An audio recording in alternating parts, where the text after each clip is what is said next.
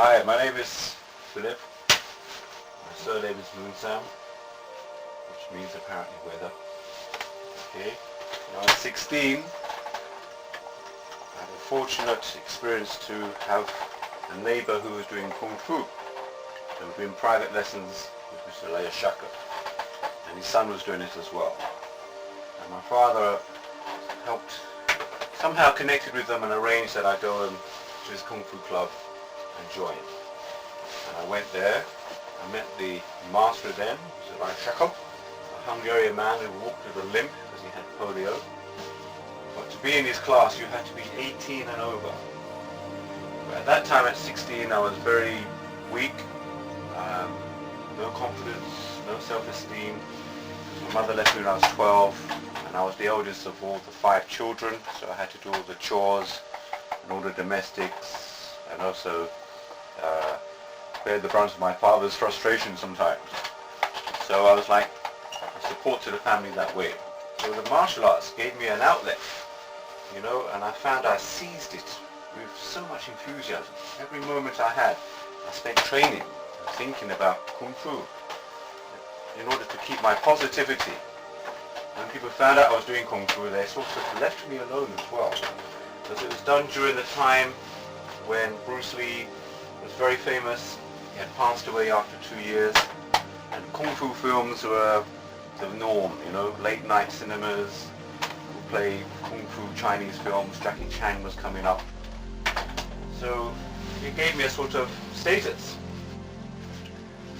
And what actually happened is I was able to use my Kung Fu skills to share with others.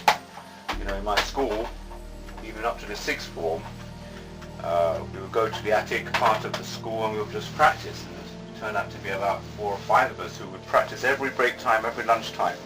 But it was a free group. You know, I would show some things which I'm learning, and people would do things that, you know, they would put their time to, like stretching.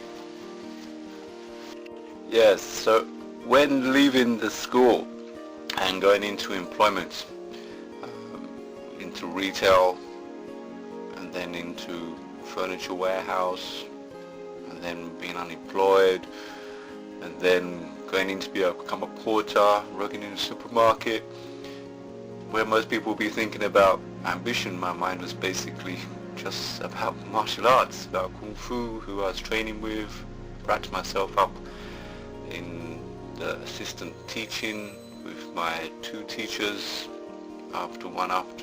consecutively after each other. So I committed myself to that, even sacrificing family time, which later on I had to pay for.